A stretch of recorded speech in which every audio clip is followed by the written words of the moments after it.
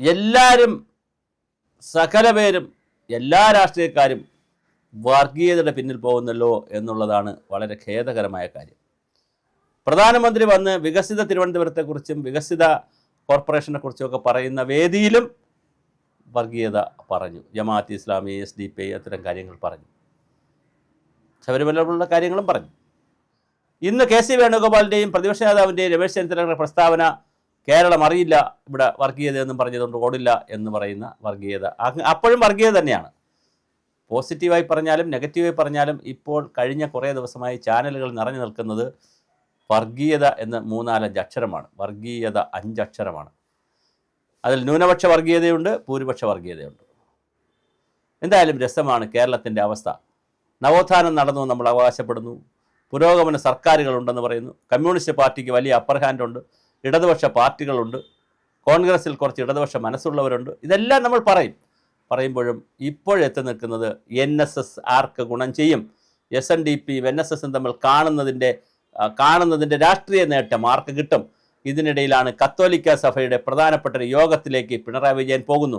ചുരുക്കത്തിൽ കത്തോലിക്ക സഭയുടെ യോഗത്തിലേക്ക് പിണറായി വിജയൻ പോകുന്നു.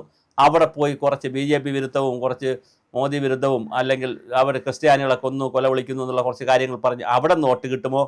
മുസ്ലിങ്ങളുടെ യോഗത്തിൽ പോയി, സമസ്തയുടെയും മറ്റ് യോഗത്തിൽ പോയി അവിടെ നിന്ന് കുറച്ച് വോട്ട് കിട്ടുമോ? വെള്ളാപ്പള്ളിയെ കാറിൽ കയറ്റി അതിൻ്റെ ചുറ്റി നടന്ന് അതിൽ കുറച്ച് വോട്ട് കിട്ടുമോ? ഇങ്ങനെ ഇടതുപക്ഷം സ്ഥലജലഭ്രമം ബാധിച്ചതുപോലെ വല്ലാത്ത രൂപത്തിൽ വർഗീയത ഒരു വശത്ത് ഓടിക്കുന്നു. അപ്പുറത്ത് ജമാഅത്ത് ഇസ്ലാമിയെ കൂടെ നിർത്താൻ UDF ശ്രമിക്കുന്നു, SDP-യെ കൂടെ നിർത്താൻ LDF ശ്രമിക്കുന്നു. ഇനി BJP സംബന്ധിച്ചിടത്തോളം അവർ ഭൂരിപക്ഷ വർഗീയതയുടെ പാർട്ടിയാണെന്നാണ് ആദ്യമേ അവർക്ക് അങ്ങനെ ഒരു ലേബലാണല്ലോ ചാർത്തിക്കൂടെ. അവർ ഹിന്ദു വർഗീയത അല്ലെങ്കിൽ ഹിന്ദുത്വം പറയുന്ന പാർട്ടിയാണ്. അപ്പോൾ പിന്നെ ആദ്യമേ പേര് ഹിന്ദുത്വമുള്ളൊരു പാർട്ടിയാണ് BJP സംബന്ധിച്ചിടത്തോളം. അവർ വർഗീയതയെ അങ്ങനെ എതിർക്കേണ്ട കാര്യമൊന്നുമില്ല. അവരെ സംബന്ധിച്ചിടത്തോളം അതങ്ങനെ നിൽക്കുന്ന പാർട്ടിയാണ്. ചുരുക്കത്തിൽ എല്ലാ പാർട്ടികളും കൂടി കേരളത്തിൽ അതീവ ഗുരുതരമായ വർഗീയത ഇളക്കി വിട്ടിട്ടുണ്ട്. ഇവിടെ മാറാടും തലശ്ശേരി വരെ 21-ലുണ്ടായ